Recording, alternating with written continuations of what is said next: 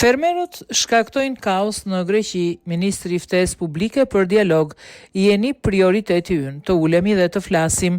Ministri i Zhvillimit Rural në Greqi, Kostas Tsiaras, i ka bërë thirrje fermerëve që të dialogojnë. Sipas tij, diskutimet janë e vetmja zgjidhje, ndërsa theksoi se qeveria ka dëshmuar se qëndron pranë fermerëve. Fermerët në Greqi shkaktuan kaos, ndërsa deklaruan se do të përshkallëzojnë protestat e tyre, ndërsa nuk marrin fondet që ju përkasin. Ditën e sotme, Porto i Volos gjithashtu bllokuan nga peshkatarët që ju bashkuan protestës. Me dialog mund të zgjidhim gjithçka. Patëm një diskutim intensiv, por përmbajtësor me kolegët tanë deputet për gjitha problemet që i shqetësojnë ata. Qeveria ka dëshmuar se qëndron pranë fermerëve prodhuesve. Qëllimi ynë ishte dhe është të mbështesim sektorin bujqësor, tha ministri.